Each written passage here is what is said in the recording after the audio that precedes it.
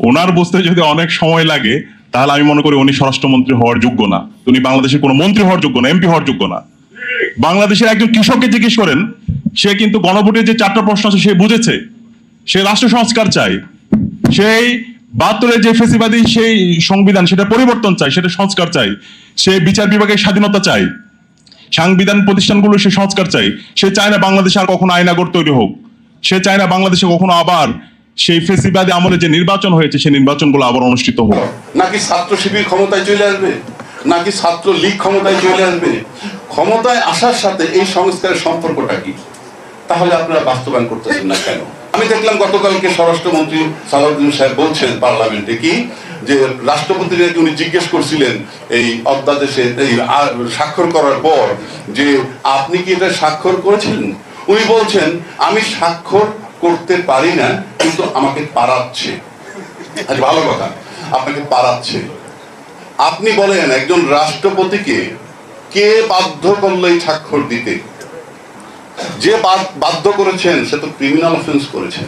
সংসদে যারা 2/3 মেজরিটি পেয়েছে, আমরা জানি বাংলাদেশের 55 বছর যাবতের ট্রেডিশন, 2/3 মেজরিটি যে দল পায় তারা আইনের মধ্যে উঠে যায়, কোনো সন্দেহ নেই, কোনো আইন কাজ করে না।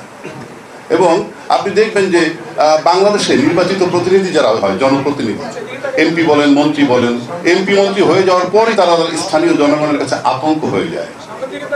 আপনি একজন নির্বাচিত প্রতিনিধি যদি মানুষের কাছে আতঙ্ক হয়ে যায়, একজন মন্ত্রী যদি আতঙ্ক হয়ে যায়, তখন মানুষের ন্যাচারালি কথাবার্তা বলা বন্ধ হয়ে যায়।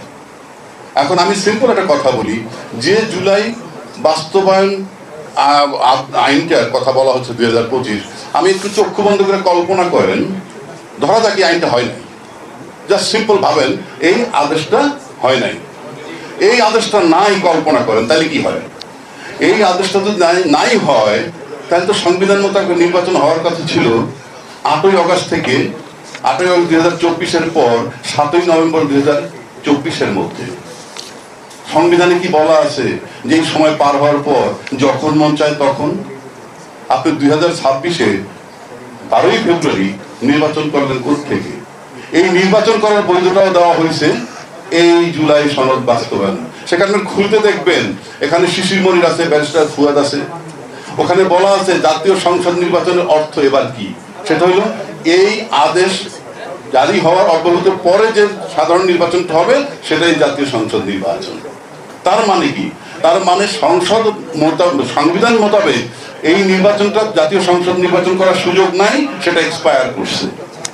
যে কারণে এটি এখানে বলা, কাজে এই আইনটাকে যদি অস্বীকার করা হয়, এই আদেশটাকে যদি অস্বীকার করা হয়, তাহলে আপনার নির্বাচন নিয়ে প্রশ্ন আসবে।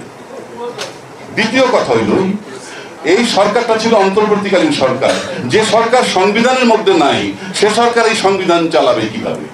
এটা ভেরি সিম্পল। আপনি একটা কোম্পানির কিছু না, সেই কোম্পানির ভিতরে আপনি ম্যানেজিং ডিরেক্টর হিসেবে নাই, তো আপনি সেই কোম্পানি চালাবেন কেন? এইটার ভিতরে তো বলা নাই অন্তর্বর্তীকালীন সরকারের কথা। সুতরাং সে কারণে আপনি অন্তর্বর্তীকালীন সরকার চলেছে অন্তর্বর্তীকালীন আইনে, এবং সেই আইনটা কি উনি যেটা বলবেন সেটা চূড়ান্ত হয়েছে তাই কিন্তু, এবং সেটার বৈধতা দিছে এই জুলাই সনদের মাধ্যমে। তৃতীয় কথা হচ্ছে, আচ্ছা ধরি আমরা সব সংশোধন হয়ে গেল, সব সংশোধন যদি হয়, সংশোধন তো না সংস্কার, এতে রাষ্ট্রের ক্ষতি কি, দেশের জনগণের ক্ষতি কি? কিংবা এই সংস্কার হয়ে যাওয়ার পর কালকে সকালে কি জামাত ইসলাম ক্ষমতায় চলে আসবে? নাকি নাকি ছাত্র শিবির ক্ষমতায় চলে আসবে? নাকি ছাত্র লীগ ক্ষমতায় চলে আসবে? ক্ষমতায় আসার সাথে এই সংস্কারের সম্পর্কটা কি? তাহলে আপনারা বাস্তবায়ন করতেছেন না কেন? এইটা যদি, এই সংস্কারগুলো যদি হয়, রাষ্ট্রের ক্ষতি নাই, জনগণের ক্ষতি নাই, বিদেশের সাথে সম্পর্ক নষ্ট হবে না, তাহলে সংস্কারটা করতে সমস্যাটা কোথায়? সমস্যা এক জায়গায়, সেটা কি? আপনি কুক্ষিগত করবেন সব, intention is not good. But আইনের ভাষায় কি বলে? আপনি একবার মেনে নিছেন, মানুষকে প্রতিশ্রুতি দিয়েছেন, আমরা এটা মেনে নিলাম, সেই মোতাবেক আপনারা গণভোটও করেছেন। এই যে প্রতিশ্রুতি দেওয়া, আমার কাছে মনে হয় শিশির মনির বলবে, ব্যারিস্টার ফুয়াদ আসে সে বলবে, একবার যদি আপনি প্রতিশ্রুতি দেন সেখান থেকে আপনি আর ফিরে আসতে পারবেন না। আপনার প্র্যাকটিক্যাল লাইফেও দেখবেন, ঘরে ফ্যামিলিকে যদি একটা কথা দেন যে এটা করব, পরে দেখলেন যে আপনার অ্যাবিলিটি নাই, ফিরে আসা কষ্ট। তার মানে কি? আইনটা কিছুই না, আপনার ইন্টেনশন। আপনি রাজি হয়েছেন, সম্মতি দিয়েছেন, প্রধানমন্ত্রী বলছেন যে আপনারা হাতে ভোট দিবেন। এখন প্রধানমন্ত্রী কিন্তু একেবারেই নীরব। জুলাই আমাদের আবেগ। আজকের যিনি স্বরাষ্ট্রমন্ত্রী তিনি বলেছেন আবেগ দিয়ে রাষ্ট্র চলে না, রাষ্ট্র চলে আইন এবং কানুন দিয়ে। এই আইন এবং কানুন দিয়ে জুলাই বিপ্লব হয় নাই, এই জুলাই বিপ্লব হয়েছে আবেগ দিয়ে। জুলাই বিপ্লবের যে মূল উদ্দেশ্য ছিল, যেটা এক দফার ঘোষণায় ঘোষিত হয়েছে, ফেসিবাদী রাষ্ট্র কাঠামোকে ভেঙে নতুন রাজনৈতিক সংস্কৃতি বিনির্মাণ করা, নতুন পলিটিক্যাল কালচার ডেভেলপ করা। গত 16 বছরে আমরা যে ফেসিবাদী কাঠামোর মধ্য দিয়ে গিয়েছিলাম, আমাদের যে ফেসিবাদী যে সংবিধান ছিল, সেই সংবিধান আমাদের গুম খুন আয়নাগরের বৈধতা দিয়েছে। সেই সংবিধান আমাদের বিচারিক হত্যাকাণ্ড এবং বিচার বহির্ভূত হত্যাকাণ্ডের বৈধতা দিয়েছে। সেই সংবিধান আমাদের ক্যাম্পাসগুলোতে শিক্ষার্থীদের উপর নির্যাতন নিপীড়নের বৈধতা দিয়েছে। ইসলামী ছাত্র শিবিরের উপর ইতিহাসের বর্বরচিত হামলা মামলার বৈধতা দিয়েছে। ডিহিউম্যানাইজ অবস্থায় যে ইসলামী ছাত্র শিবির ছিল সেটার বৈধতা দিয়েছে, এবং সেটা নিয়ে সবাই সেলিব্রেশন করেছে, সেটার সবাই উল্লাস করেছে। এই গুম খুন আয়নাগর এবং অবৈধ নির্বাচন, যে 3টি নির্বাচন সংগঠিত হয়েছে, সেই নির্বাচন এবং যে ফেসিবাদী শাসন ব্যবস্থা, সেই ফেসিবাদী শাসন ব্যবস্থার বিরুদ্ধে যেই সম্মিলিত গণবিদ্রোহ তৈরি হয়েছে, সেটা ছিল 24-এর ছাত্র জনতার গণবিপ্লব। সেই বিপ্লবে আমাদের শহীদরা আমাদেরকে রাস্তা দেখিয়েছে। 2000 ভাই বোন শহীদ হয়েছে, 40,000 ভাই বোন তারা পঙ্গু হয়েছে।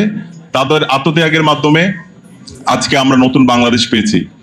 এই জুলাই বিপ্লব পরবর্তী আমাদের যে মূল আকাঙ্ক্ষা ছিল, সে আকাঙ্ক্ষা হচ্ছে একটা নতুন রাজনৈতিক সংস্কৃতি বিনির্মাণ করা, আমাদের এই রাষ্ট্রকে নতুন ভাবে পুনর্গঠন করা, এবং 72-এর যে ফেসিবাদী সংবিধান আছে সেই সংবিধানের সংস্কার করা। এবং সেটার জন্য ওই সময়ে আপনারা জানেন ঐকমত্য কমিশন গঠিত হয়েছে, এবং তারও আগে 11টি কমিশন গঠিত হয়েছে যারা সুপারিশ দিয়েছে, এবং সেই সুপারিশের উপর ভিত্তি করে ঐকমত্য কমিশনের সকল রাজনৈতিক দলগুলো তারা গিয়েছে, তারা মতামত দিয়েছে।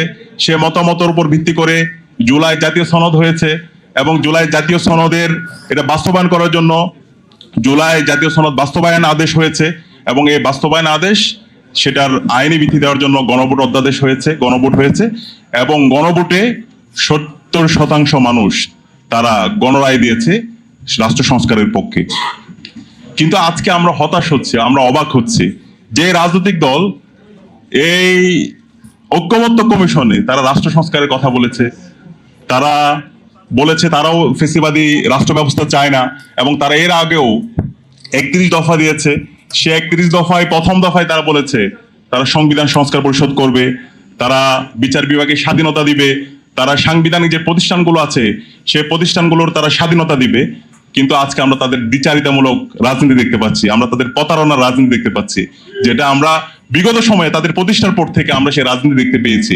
আমরা মনে করেছিলাম এই জুলাই বিপ্লবের মাধ্যমে তাদের সংশোধন হবে, এই জুলাই বিপ্লবের মাধ্যমে তারা ইতিহাস থেকে শিক্ষা নেবে, কিন্তু আমরা তাদের ইতিহাসের যে অন্যতম একটা শিক্ষা হচ্ছে ইতিহাস থেকে কেউ শিক্ষা নেয় না। সেই প্রতারণার রাজনীতি, সেই প্রবঞ্চনার রাজনীতি, সেই চলচাতুরির রাজনীতি আমরা আবার দেখতে পাচ্ছি। সুতরাং আমরা ছাত্র জনতার পক্ষ থেকে বলতে চাই, আপনাদের এখনো সময় আছে, আপনারা সংশোধন হন। যে কথা দিয়েছেন আপনাদের নেতা বাংলাদেশ সরকারের মাননীয় প্রধানমন্ত্রী জনাব তারেক রহমান, তিনিও গণভোটে হায়ের পক্ষে বলেছেন, এবং আমরা সবাই গণভোটে হায়ের পক্ষে বাংলাদেশের প্রতিটি প্রান্তরে আমরা ক্যাম্পেইন করেছি। এবং সালাউদ্দিন সাহেব যখন বলেন এই গণভোটের যে 4টা প্রশ্ন ছিল, সেটা নাকি ওনার বুঝতে অনেক সময় লেগেছে। ওনার বুঝতে যদি অনেক সময় লাগে, তাহলে আমি মনে করি উনি স্বরাষ্ট্রমন্ত্রী হওয়ার যোগ্য না, উনি বাংলাদেশের কোনো মন্ত্রী হওয়ার যোগ্য না, এমপি হওয়ার যোগ্য না। বাংলাদেশের একজন কৃষককে জিজ্ঞেস করেন, সে কিন্তু গণভোটের যে 4টা প্রশ্ন আছে সে বুঝেছে, সে রাষ্ট্র সংস্কার চায়, সেই 72-এর যে ফেসিবাদী সেই সংবিধান সেটা পরিবর্তন চাই, সেটা সংস্কার চাই, সে বিচার বিভাগের স্বাধীনতা চাই, সাংবিধান প্রতিষ্ঠানগুলো সে সংস্কার চাই। সে চায় না বাংলাদেশে আর কখনো আইনাগর তৈরি হোক, সে চায় না বাংলাদেশে কখনো আবার সেই ফেসিবাদী আমলে যে নির্বাচন হয়েছে সেই নির্বাচনগুলো আবার অনুষ্ঠিত হোক, সবাই চায়। তাহলে সে একজন কৃষক যদি বুঝতে পারে, তাহলে কেন ওনারা বুঝেও না বোঝার ভান ধরছে? তাদের চোখ থাকার পরও আমাদের কাছে মনে হচ্ছে তারা অন্ধ, কান থাকার পরও আমাদের কাছে মনে হচ্ছে তারা এখন বধির হয়ে গেছে। সুতরাং দাম্ভিকতা দেখাবেন না। দাম্ভিকতার পরিণতি অহংকার, এটা পতনের কারণ হয়। আমরা চাই দীর্ঘ ফেসিবাদ বিরোধী আন্দোলন আপনারা আমাদের সহযোদ্ধা ছিলেন, আমরা একসাথে লড়াই করেছি, জুলাই বিপ্লবে আপনাদের অবদান আছে। সুতরাং বিগত সময়ে আপনারা যে কমিটমেন্ট দিয়েছেন সংবিধান সংস্কার জন্য, আপনাদের যে প্রস্তাবনাগুলো ছিল, জাতির যে প্রস্তাবনা, সে প্রস্তাবনার আলোকে নিজেদের সবাইকে সাথে নিয়ে রাষ্ট্র গঠনের এই প্রক্রিয়ায় সবাই ঐক্যবদ্ধভাবে কাজ করেন। এবং আমাদের যেই সংবিধান ইতিমধ্যে যে প্রস্তাবনাগুলো ছিল আমাদের জুলাই জাতীয় সনদের, এবং জুলাই জাতীয় সনদের আদেশের ভিত্তিতে গণভোট হয়েছে, গণভোটের ভিত্তিতে আমাদের সংবিধান সংস্কার পরিষদে শপথ হওয়ার কথা, সে আলোকে রাষ্ট্র সংস্কার প্রক্রিয়ায় আপনারা সহযোগিতা করুন।